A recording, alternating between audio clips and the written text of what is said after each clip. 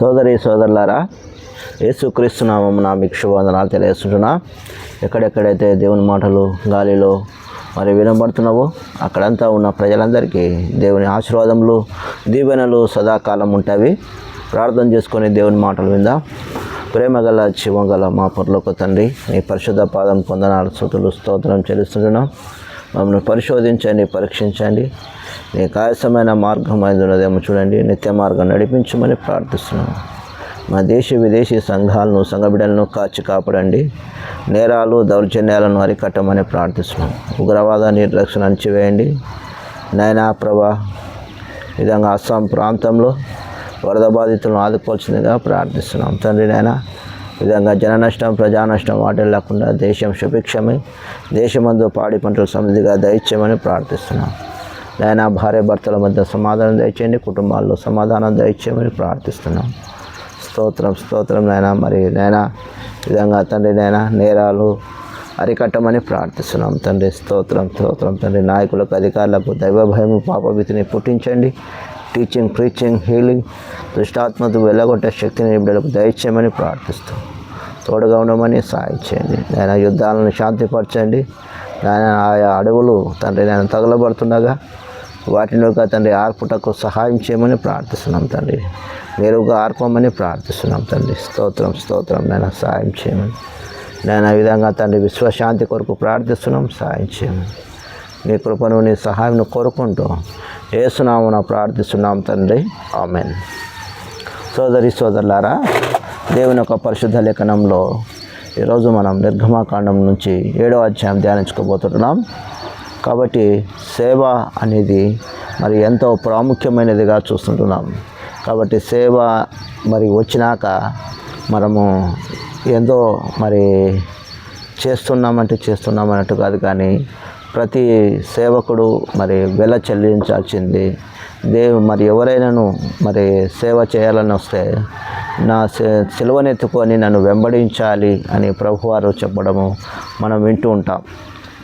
అదేవిధంగా ప్రతి ఒక్కరు క్రైమ్ చెల్లించాల్సిందే. మరి ఈ లోకంలో మనకు సేవ అంటే మరి నిందలు అవమానాలు మరి అనేకమైన సమస్యలు రావచ్చు, కానీ సిలువ నిందలు భరిస్తూ మనము పరలోక దిశగా మనం వెళ్ళాలి. పరలోకంలో దేవునితో మనం ఒకరోజు శాంతి సమాధానం నెమ్మది అక్కడ మనకు దొరికేదిగా ఉంటుంది. కాబట్టి యేసుప్రభు వారు ఈ లోకంలో సిలువను భరించి ఆయన పరలోకానికి వెళ్ళి మరి ప్రశాంతంగా ఉన్నట్టు మనం చూస్తుంటున్నాం. మన కొరకు విజ్ఞాపనం చేస్తున్నట్టు మనం చూస్తుంటున్నాం. అదేవిధంగా మనం కూడా ఈ లోకంలో యేసుప్రభు వారు ఓడిపోలే, ఆయన గెలిచినాడు. కాబట్టి ఆయన శిష్యులు ఓడిపోలే, ఆయన శిష్యులు కూడా చాలా వరకు మరి గెలిచినట్టు మనం చూస్తుంటున్నాం. కాబట్టి సోదరి సోదరులారా, మనముగా ప్రతి విషయంలో ఆయనను మెప్పించి మరి ప్రేమించే విధానాన్ని మరి సేవ చేసే విధానాన్ని మరి కలిగి ఉండాలి. మోషే తనను మరి ఏర్పాటు చేసుకున్న విధానం ఏంటంటే తన సేవను నమ్మకంగా చేయాలి. కాబట్టి ఒక రాజు, ఒక ప్రవక్త, ఒక యాజకుడిగా తనను నియమించినప్పటికీ తాను నేను ఈ సేవ చేయలేను, మరి ఇది నా వల్ల కాదు అని ఎప్పుడైతే అన్నాడో, మరి అన్న అహరోనుకు మరి లేవి వంశంలో పుట్టిన వాళ్ళు కనుక వారికి లేవి వంశంలో మరి అన్నగారు అహరోనుకు యాజకత్వమును మరి అప్పగించడం పడింది. కాబట్టి మరి సేవలో ఎన్నో ఇరుకులు ఇబ్బందులు సమస్యలు వచ్చినప్పుడు మరి కొంతమంది వెళ్ళిపోయి వేరే పని చేసుకునేవారు ఉంటారు. కాబట్టి మనము ఓపిక కలిగి దేవుని పని చేసేవారు ఉండాలి. దేవుడు మనకు తోడుగా ఉండి సహాయం చేసేవాడిగా ఉంటాడు. కాబట్టి మొదటి మరి విధంగా మనం చూసినట్టయితే దేవుడు ఒక విధానాన్ని మనకు నేర్పించబోతున్నప్పుడు మనం వాటి ద్వారా మరి జీవితాలను సరి చేసుకునేవారికి ఉండాలా. అదేవిధంగా రాబోయే తరానికి మనం వెలుగును పంచేవారికి ఉండాలి, కానీ ఉన్న వెలుగును ఆర్పేవారుగా ఉండకూడదని దేవుడు కోరుతుంటున్నాడు. సమాధానము మరి దేవుడు మనకు నేర్పించాడు. సమాధానంగా ఉండడానికి ఏ విధంగా మనం ప్రయత్నించాలనో అటువంటి జీవితంలో మనకు దేవుడు ఎలా సహాయం చేసేవాడు ఉంటాడో మనము చూస్తుంటున్నాం. కాబట్టి క్రైస్తవ జీవితంలో ఎన్ని సమస్యలు వచ్చినా దేవుడు మనకు సహాయం చేసేవాడిగా ఉంటాడు.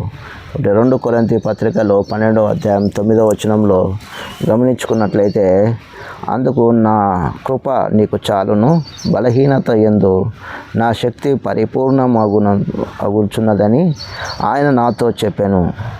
కాగా క్రీస్తు శక్తి నా మీద నిలిచి ఉండు నిమిత్తము విశేషముగా నా బలహీనత యందే బహు సంతోషంగా అతిశయపడుచుండును. కాబట్టి మనం బలహీనతల యందే మనము అతిశయపడాలి. దేవుని యందు మనము మరి నిలిచి ఉండాలా. దేవుడు చెప్పిన విధానాన్ని మనము నేర్చుకునే మరి కలిగి ఉండాలని దేవుడు కోరుతుంటున్నాడు. సోదరులారా, అదేవిధంగా దేవుని యొక్క పరిశుద్ధ లేఖనంలో మనము ఆయా విధాలుగా దేవుడు తన ప్రవక్తల ద్వారా మాట్లాడినప్పుడు వారి జీవితాలు మరి దేవుని ఏ విధమైన మరి తీర్మానం చేత నడిపిస్తున్నాడో ఆ విధంగా వారు నడుస్తున్నట్టు మనము చూస్తుంటున్నాం పరిశుద్ధ లేఖనంలో.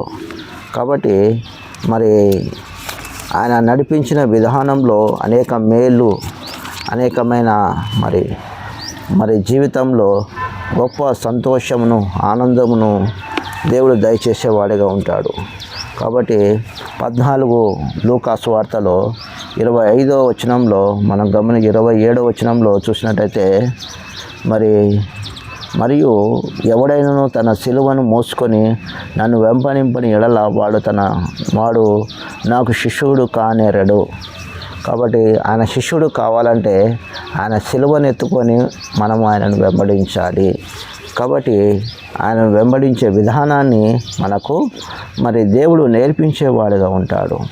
అదేవిధంగా దేవుడు మనకు ఎల్లకాలము తన ప్రియ కుమారుడైన యేసుక్రీస్తు రక్తం ద్వారా మనకు మరి అనేక విషయాలను బయలుపరిచి మరి స్థిరపరిచిన దేవుడు మనకు తోడుగా ఉండేవాడిగా ఉంటాడు. అదేవిధంగా చూసినట్టయితే మత్తయి సువార్త 27వ అధ్యాయము 30వ వచనంలో ఇక్కడ చూసినట్టయితే 30వ వచనంలో, ఆయన మీద ఉమ్మి వేసి ఆ రెట్లు తీసుకొని దానితో ఆయనను ఆ రెల్లును తీసుకొని దానితో ఆయనను తల మీద కొట్టిరి. ఆయన అపహసించిరి. తర్వాత ఆయన మీద నున్న ఆ అంగీని తీసివేసి ఆయన వస్త్రమును ఆయనకు తొడిగించి సిలువ వేయుటకు ఆయనను తీసుకొని పోయిరి. కాబట్టి ఆయనను ఎంతో అవమానపరిచారు. ఎంతో మరి ఏదైతే ఆయనకు మరి చేయాలనో ప్రతిదీ మరి చేస్తూ వచ్చారు. కానీ దేవుడు మరి సహిస్తూ వచ్చాడు. ఎవరి కోసం? మన కోసము, రాబోయే తరాని కోసము దేవుడు ఈ నిందను భరిస్తూ వచ్చాడు. సోదరులారా, దేవుడు కృప, కనికరమును, శాంతి, దయగలవాడిగా మనము చూస్తుంటాం. ప్రతి అధ్యాయము మనకు నేర్పించేది ఏంటంటే, ఆయనలో మనము జీవించే విధానాన్ని దేవుడు మనకు నేర్పించేవాడిగా ఉంటాడు. అదేవిధంగా ప్రతి వ్యక్తి జీవితంలో మరి ఏ విధమైన తీర్మానం ఉండాలనో ఆయన మనకు చూపించేవాడిగా ఉంటాడు. సోదరులారా, పరిశుద్ధ లేఖనంలో మరి రోమా పత్రికలో గమనించుకున్నట్లయితే 7:18లో మరి ఇక్కడ, నా యందు అనగా నా శరీరమందు మంచిది ఏది నివసింపదని నేను ఎరుగుదును, మేలైనది చేయవలనని కోరిక నాకు కలుగుచున్నది కానీ దాన్ని చేయుటకు నాకు కలగటలేదు. కాబట్టి నా యందు నా శరీరమందు మంచిది ఏది నివసించలేదని పౌలు గారు చూస్తున్నాం అక్కడ. కాబట్టి మరి మంచి జీవితము, మంచి ప్రవర్తన మరి ఉన్నప్పుడే దేవుడు దాన్ని ఒక ఫలితంగా తెచ్చేవాడిగా ఉంటాడు. అలాగే 1వ అధ్యాయం మరి 7వ అధ్యాయం 1వ వచనంలో నిర్గమకాండం నుంచి మనం ధ్యానించుకుంటున్నాం. కాగా యెహోవా మోషేతో ఇట్లా, నేను ఇదిగో నిన్ను ఫరోకు దేవునిగా నియమించితిని, నీ అన్న అహరోను నీకు ప్రవక్తగా ఉండును, నేను నీకు ఆజ్ఞాపించున్నది యావత్తు నీవు పలకవలెను, ఫరో తన దేశములో నుండి ఇశ్రాయేలును పోనీయవలెని నీ అన్న అయిన అహరోను అతనితో చెప్పేదను. అయితే నేను ఫరో హృదయంను కఠినపరిచి ఈజిప్టు దేశంలో నా సూచక క్రియలన్నీ నా మహత్కార్యములు విస్తరింపజేసేదను. సోదరి సోదరులారా, నీ అన్న అహరోనును నీకు మరి నీ నోటికి తోడుగా ఉంటాడు. అంటే నీకు ఏదైతే చెప్పాలనో ఏదైతే చేయాలనో అది దాన్ని తెలియజేస్తాడు. అంటే తాను తనకంటే మరి హెచ్చించబడవలసిన వాడు కాదు, కానీ మరి దేవుడు ఒక తన యాజకత్వాన్ని మరి అన్నకు ఇచ్చినట్టు మనము చూస్తుంటున్నాం. మోషే యాజకత్వాన్ని ఎప్పుడైతే నేను బలహీనను, నా వల్ల కాదు అని అన్నాడు. కాబట్టి మరి చాలా విషయాల్లో మోషేనే దేవుడు ముందు ఉంచాడు, మోషేనే దేవుడు వాడుకుంటూ వచ్చాడు. కానీ ఇక్కడ అహరోనుగా పెడుతుంటున్నాడు. కాబట్టి యాజకత్వము అన్నకు పోయినట్టు మనం చూస్తుంటున్నాం. సోదరి సోదరులారా, వీరు లేవి కుటుంబీకులుగా చూస్తుంటున్నాం. అదేవిధంగా మరి ఇశ్రాయేలును నడిపించడానికి దేవుడు దాసత్వం నుంచి విడిపించడానికి మోషేను అక్కడికి పంపించాడు. కాబట్టి మరి ఆయన సన్నిధానాన్ని మరి సిలువ నిందును భరిస్తూ మనము ఆయన సన్నిధానానికి వెళ్ళేవారుగా ఉండాలి. కాబట్టి సోదరి సోదరులారా, మరి ఫరో హృదయాన్ని నేను నీకు ఆజ్ఞాపించినది యావత్తును నువ్వు పలుకవలెను. ఫరో తన దేశంలో ఇశ్రాయేలును పోనీయవలని నీ అన్న అహరోను అతనితో చెప్పును. అయితే నేను ఫరో హృదయాన్ని కఠినపరిచి ఈ దేశపులో నా సూచక్రియలన్నిటిని, నా మహత్కార్యములన్నిటినీ విస్తరింపజేసి ఫరో మీద మాట వినవాడు కానీ నేను మరి ఇక్కడ చూసినట్టయితే ఫరో హృదయాన్ని నేను కఠినపరిచేదను అని చూస్తున్నాం. ఎందుకు కఠినపరచాలా అంటే ఫరో మంచివాడా అంటే మంచివాడు కాదు. ఫరో రాజకీయ వ్యక్తి. ఒకటి అంటాడు, ఒకటి చెప్తాడు, ఇంకోటి చేస్తాడు. అటువంటి రాజకీయ వ్యక్తి అన్నమాట. కాబట్టి అటువంటి వ్యక్తిని మనం ఎందుకు దేవుడు కఠినపరుస్తున్నాడు అంటే మనం అనుకుంటున్నాం మరి ఒకవేళ జాలి గలవాడేమో అవుతాడేమో, మరి ప్రభు తనను కఠినపరచకుంటే అని మనం అనుకుంటాం. సోదరి సోదరులారా, అతడు మనం బట్టను బాగా పిండితే దాంట్లో మురికి ఏ విధంగా పోతుందో అలాగే ఫరో ఏదైతే చేయాలనుకుంటుందో తనని తొందర పెడుతున్నాడు ప్రభు. చేసేయాలి.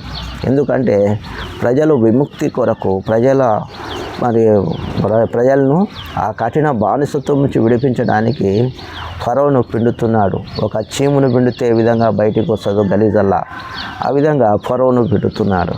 సోదరి సోదరులారా, మరి అదేవిధంగా చూసినట్లయితే మరి దేవుడు 4వ వచనంలో ఫరో మీద మీ మాట వినడు కానీ నేను నా చెయ్యి ఈజిప్టు మీద గొప్ప తీర్పుల చేత నా సేవ ఇశ్రాయేలీయులైన నా ప్రజలను ఈజిప్టు దేశంలో నుండి వెలుపలికి రప్పించెదను. నేను ఈజిప్టు మీద నా చెయ్యి చాపి ఇశ్రాయేలీయులను వారి మధ్య నుండి రప్పింపగానే నేను యెహోవానని ఈజిప్టీయులు తెలుసుకొందురు. మోషే అహరోనులు యెహోవా తనకు ఆజ్ఞాపించినట్లు అలాగే చేసిరి. వారు ఫరో మాట్లాడినప్పుడు మోషే 87 ఏండ్లు, అహరోను 83. కాబట్టి మోషే అహరోను 83 ఏండ్లు, 80 ఏండ్లు అంటే 80 ఏండ్లు మోషేకు ఉన్నట్లు చూస్తుంటున్నాం. అహరోనుకు 83 ఏండ్లు ఉన్నట్టు మనం చూస్తుంటున్నాం. కాబట్టి వారి మధ్య మాట్లాడాడు. వారు ఫరో ఏ విధంగా స్పందించాలా, తన ప్రజలను విడిపించే విషయంలో మోషే ఎంతగానో అక్కడ ఈజిప్టు రాజు ఫరో ఎంతో కఠిన దాసత్వంలో ఉన్న ప్రజలను విడిపించడానికి తాను మాట్లాడుతూ వచ్చినట్టు మనం చూస్తుంటున్నాం. కాబట్టి ఆ బానిసత్వం నుంచి ప్రజలు విడిపించడానికి తన ఒక తీర్మానం చేత ప్రజలను నడిపించడం జరిగింది. సోదరి సోదరులారా, దేవుడు అదేవిధంగా చూసినట్లయితే మరి గొప్ప తీర్పు చేత నా సేవకులను ఇజ్రాయిలును అయిన నా ప్రజలను ఈజిప్టులో నుండి వెలుపలకు రప్పించేదను. కాబట్టి సైతాను మరి ఫరో వారి ప్రతిపక్షంగా మరి దేవునికి విరోధంగమైన కార్యక్రమాలు చేస్తున్నారు. కానీ మోషే మరి అహరోను ఇజ్రాయిలు దేవుని పక్షంగా ఉన్నట్టు మనం చూస్తుంటున్నాం. కాబట్టి దేవుని పక్షంగా ఉండేవారు పోరాడుతున్నారు. ఎన్నో విషయాల్లో దేవుడు మరి ప్రభువు సహాయం చేస్తున్నాడు. కాబట్టి నకిలీ శాంతి ప్రభు మరి నకిలీ వాటినిటిని ఫరో నమ్మేవాడికి ఉంటాడు. మంత్రజ్ఞులు అక్కడ ఉన్న మరి పెద్ద పెద్ద మరి క్షుద్ర పూజ చేసేవాళ్ళు మరి తాత్వికులు ఎందరో మరి ఉన్నారు ఆ రోజుల్లో. కాబట్టి వారిని ఇది జరుగుతుంది అది జరుగుతుంది అని ఏది నిజమో ఏది అబద్ధమో తనను గుర్తించలేకపోతున్నాడు. కాబట్టి ఫరో హృదయము మరి ఒక చీకటి అంధకారంలో ఉన్నట్టు మనం చూస్తుంటున్నాం. కాబట్టి సోదరులారా మరి అదేవిధంగా చూసినట్టయితే మరి దేవుడు తనతో మాట్లాడినప్పుడు తాను తన మనసు మార్చుకొని ఉంటే కథ సుఖాంతమయ్యేది. కానీ తాను మార్చుకోకపోక తాను ఇంకా కఠినపరుచుకుంటున్నాడు. తను ఇంకా వ్యతిరేకంగా దేవుని కార్యక్రమాలు చేస్తుంటున్నాడు. మరియు యెహోవా మోషే అహరోనుతో ఇట్లనెను, నేను మీ శక్తి చూపుటకై ఒక మహత్కార్యములను కనుపరచుడని మీతో చెప్పినప్పుడు నీవు అహరోనును చూచి నీ కర్రను పట్టుకొని ఫరో ఎదుట దాన్ని పడవేయము, అది సర్పముగావును. కాబట్టి మోషే అహరోనులు ఫరో యొద్దకు వెళ్ళి యెహోవా తమకు ఆజ్ఞాపించినట్లు చేసిరి. అహరోను ఫరో ఎదుట అతని సేవకుల ఎదుట తన కర్రను పడవేయగానే అది సర్పమాయను. అప్పుడు ఫరో తన విద్వాంసులను తమ మంత్రజ్ఞులను పిలిపించి ఈజిప్టు శకునగాన్లను తమ మంత్రజ్ఞుల చేత అలాగే చేసిరి. అయితే వారిలో ప్రతివాడును తన కర్రను పడవేసినప్పుడు అది సర్పమాయను. ఆ అహరోను కర్ర వారి కర్రలను మింగివేయగా యెహోవా చెప్పినట్లు ఫరో హృదయము కఠినమాయెను గనుక అతడు వారి మాట వినకపోయెను. కాబట్టి ఇక్కడ మనం చూసినట్లయితే మరి పోయి ఫరో ఎదుట మరి ఈ కార్యం చెయ్యి, నువ్వు కట్టెను పారేస్తే అది మరి ఏమవుతుందంటే పాము మరి కర్రను పట్టుకొని ఎదుట దాన్ని పడవేయగానే అది సర్పమాయను. కాబట్టి ఈజిప్టులో మరి ఎన్నో మరి పాము అని చూస్తుంటున్నాం, కానీ ఈజిప్టులో ఎన్నో ముసళ్ళు ఉన్నట్టు చూస్తుంటున్నాం. కాబట్టి మరి దాన్ని పెద్ద పెద్ద ముసళ్ళు అక్కడ నైలు నదిలో ఉన్నట్టు చూస్తుంటున్నాం. కాబట్టి మరి దాన్ని వారు మరి దేవునిగా మరి అక్కడ కొలిచేవారు. అదేవిధంగా మరి దేవుడు అహరోనును మరి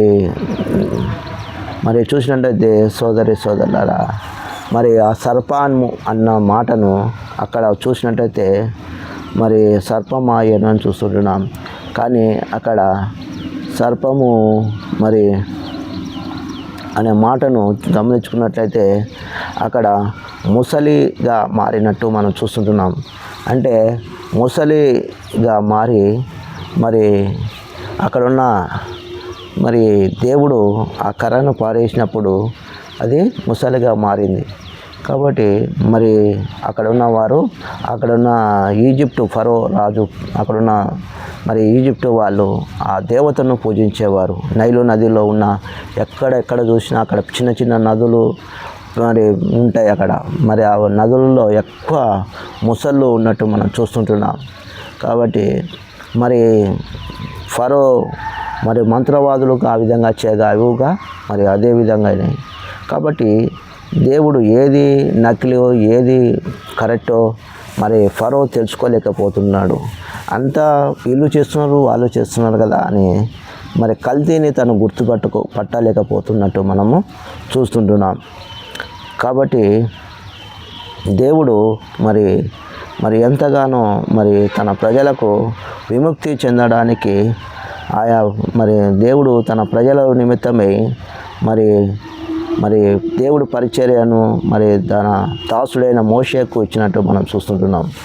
కాబట్టి మరి అదేవిధంగా చూసినట్టయితే 14వ వచనంలో, తర్వాత యెహోవా మోషేతో ఇట్లా నేను ఫరో హృదయం కఠినమైనది, అతడు తన ఈ ప్రజలను పోనీయను. పొద్దున నీవు ఫరో యొద్దకు వెళ్ళి, ఇదిగో అతడు ఏటి వద్దకు పోవును, నీవు అతనికి ఎదుర్కొనుటకు ఏటి ఒడ్డున నిలిచి పాముగా చేయబడిన కర్రను చేత పట్టుకొని అతన్ని చూచి, అరణ్యమందున్న నన్ను సేవించుటకు నా ప్రజలను పోనిమ్మని ఆజ్ఞాపించుటకు గాను హెబ్రీయుల దేవుడైన యెహోవా నన్ను నీ యొద్దకు పంపినని నీవు ఇదివరకు వినకపోతేవి. కాబట్టి మరి దేవుడు చెప్తుంటున్నాడు. మరి కాగా యెహోవా ఆజ్ఞ ఏదనగా, నేను యెహోవా, దీనిని బట్టి నీవు తెలుసుకొందు అని యెహోవా చెప్పినాడు. ఇదిగో నా చేతిలో ఉన్న కర్రతో నేను నీటిని కొట్టను, అది రక్తంగా మార్చబడును.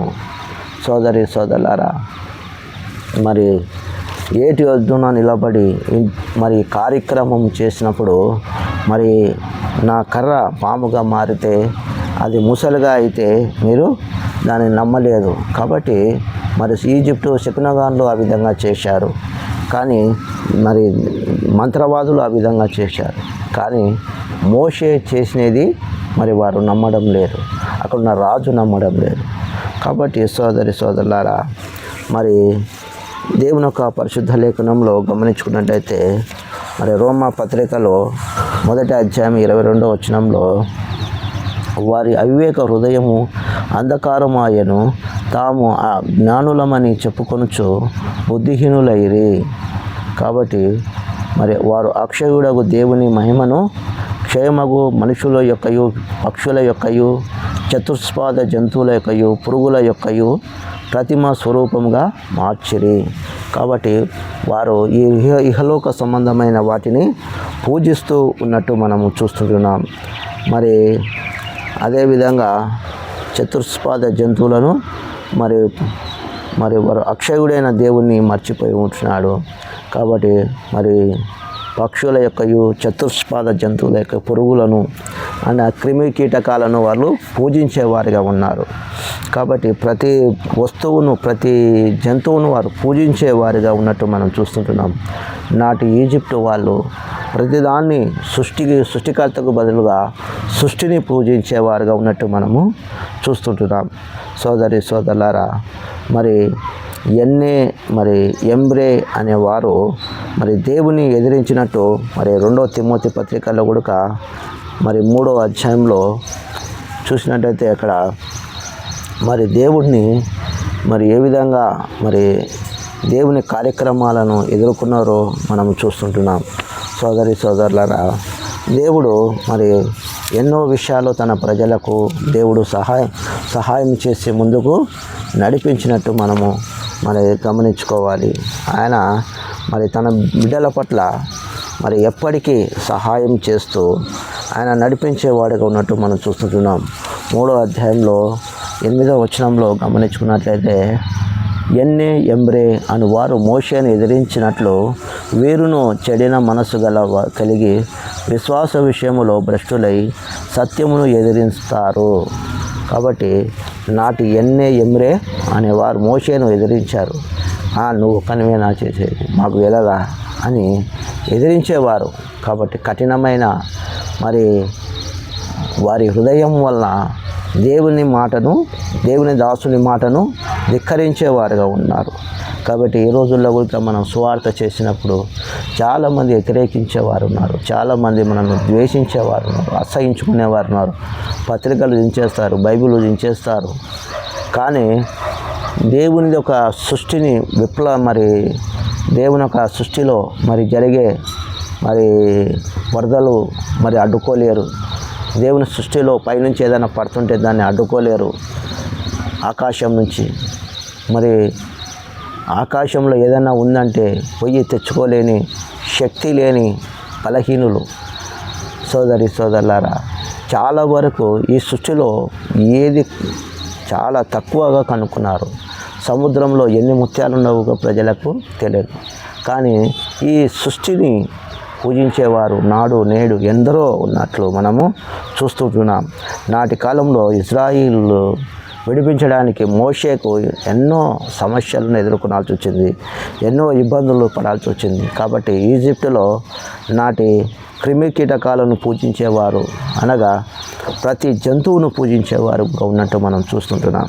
కాబట్టి దాని మీద దేవుడు మరి ఈ ఇహలోక దేవునుల మీద ఒక పక్క ఫరో మరి వారి సైన్యము మరి ఈ దేవతలంతా ఒక పక్క ఉంటే మోషే ఇజ్రాయిలీలు మరి దేవుని పక్షంగా ఉండి ఈ యుద్ధాన్ని జరిగించినట్టు చూస్తుంటున్నాం. ఈ విప్లవాత్మక మార్పు తెచ్చినట్టు మనం చూస్తుంటున్నాం. కాబట్టి ఏదైనా కానీ పోరాడి సాధించుకోవాలని మనము పరిశుద్ధ లేఖనంలో చూస్తున్నాం. కాబట్టి ముసలి ఒక దేవత అన్నాడు. కాబట్టి సెబత్ అనే దేవత ఉంది. కాబట్టి మరి అఫేపి అనే దేవత సూర్య దేవతను ఆటంకపరుస్తుంది. కాబట్టి తేప్స్ అనే పట్టణంలో అమెన్ రాయ్ అను ప్రాంతంలో ఉంది ఇది. కాబట్టి మరి అఫేపి అనే దేవతను మరి సూర్యదేవత ఆటంకపరిచినట్టు మనము చూస్తూ ఉంటున్నాం. సోదరులారా, మరి దేవుడు మరి ఇటువంటి దేవతల మీద ఇటువంటి మరి ఎన్నో తీర్పు మరి ప్రజలను విముక్తి చేసేటప్పుడు వారిని మరి నడిపించేటప్పుడు మరి దేవుని యొక్క తెగులు వస్తూ మరి ఎన్నో విధాలుగా వారు నష్టపోయినట్టు మనం చూస్తుంటున్నాం. కాబట్టి సోదరులారా, మనం చూసినట్టయితే మొదటిగా రక్తంగా మార్చబడము, అదేవిధంగా కప్పలు, అదేవిధంగా మరి వారికి మరి పొక్కులు దద్దులు రావడము జంతువుల మీద, మరి అదేవిధంగా మరి వారి యాజకులకు మరి ఈజిప్టు శకునగాన్లకు దద్దులు రావడము మనం చూస్తుంటున్నాం. అదేవిధంగా వడగండ్లు కురిపించడము దేవుడు, చివరిగా జ్యేష్ఠ కుమారుణ్ణి మరి దేవుడు తీసేసుకోవడం చూస్తుంటున్నాం. దేవుని మాట వినకుంటే దేవుడు ఎవరినైనా ఎక్కడైనా తీసేస్తాడు.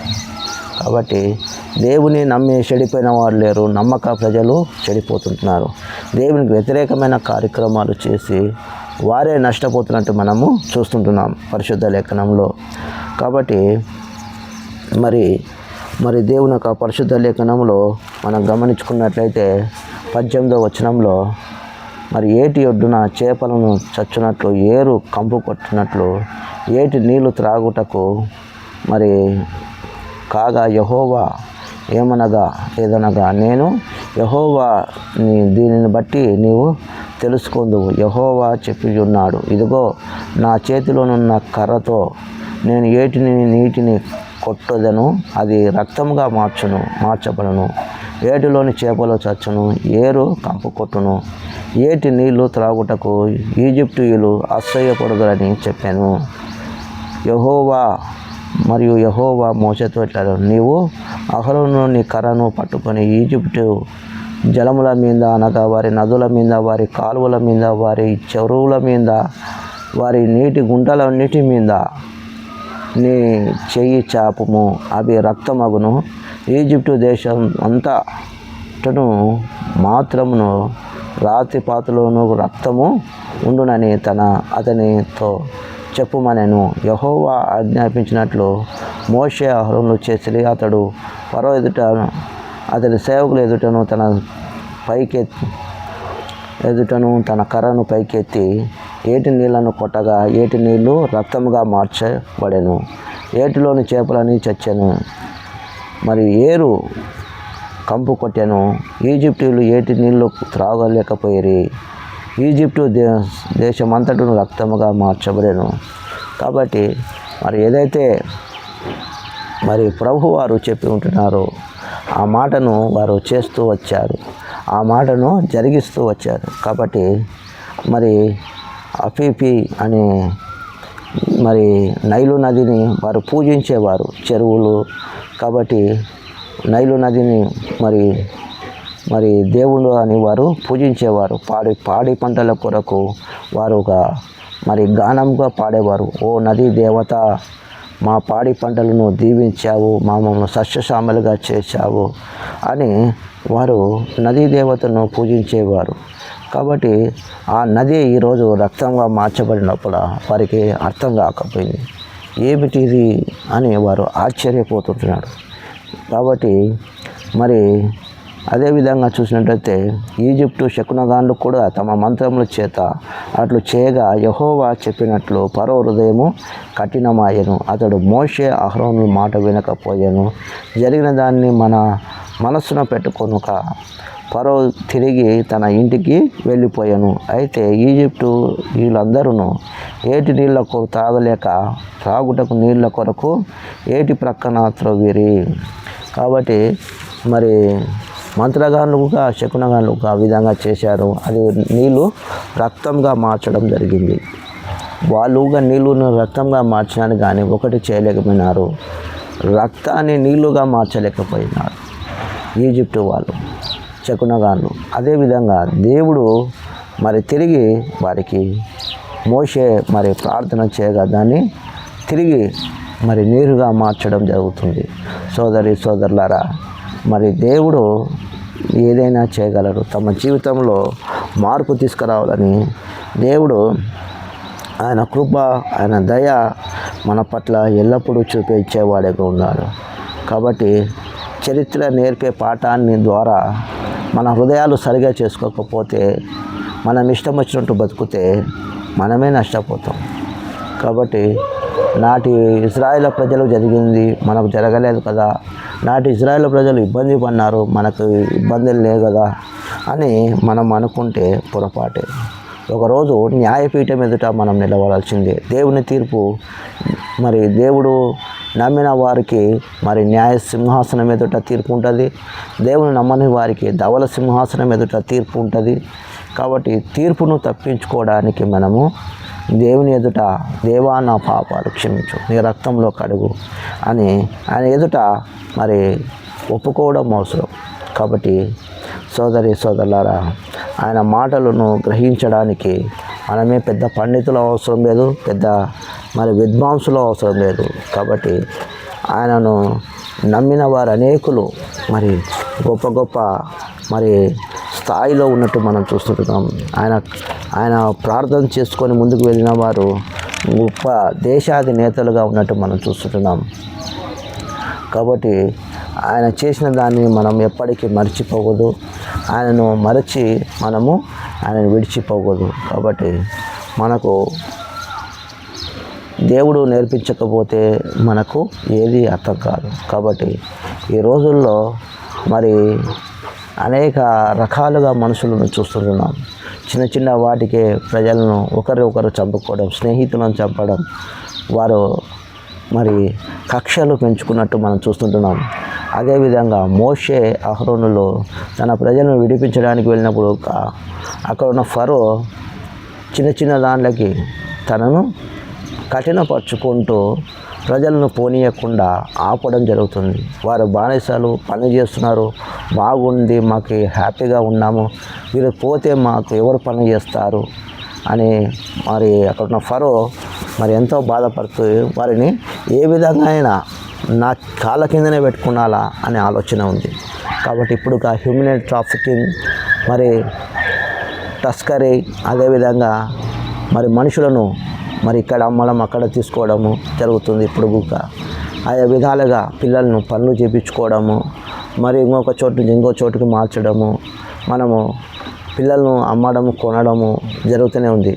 కాబట్టి మరి ఎన్జిఓస్ మరి ద్వారా, పోలీస్ వ్యవస్థ ద్వారా అనేక విధాలుగా కొంతమంది బస్సులో ట్రావెల్ చేసేవారు, ట్రైన్లో ట్రావెల్ చేసేవారు, మన మధ్య ట్రావెల్ చేసేవారు ఏదో విధంగా పిల్లలను, పెద్దలను మరి అక్కడ అమ్మడం కొనడం జరుగుతుంది.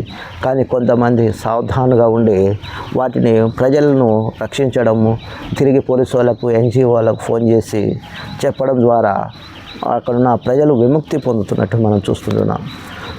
సోదరులారా, మరి దేవుడు 6 లక్షల మంది యువతనే, అంటే పిల్లలు, వారి పెద్దలు, వృద్ధులు ఎంతమందిని మోషే మరి అరణ్యంలో వారికి ఆహారం ఎలా సమకూర్చాడో, ఎలా నడిపించాడో, దేవుని మరి రాత్రి మరి ఏ విధంగా వారిని అగ్నిస్తంభంగా, పగలు మేఘస్తంభంగా వారిని నడిపించారో మనం చూస్తూ ఉంటున్నాం పరిశుద్ధ లేఖనంలో.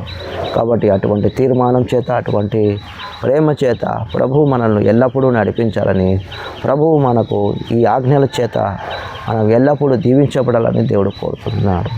కాబట్టి దేవుడు ఆ విధంగా మనకు సహాయం చేయనుగాక. ప్రార్థన చేసుకుందాం.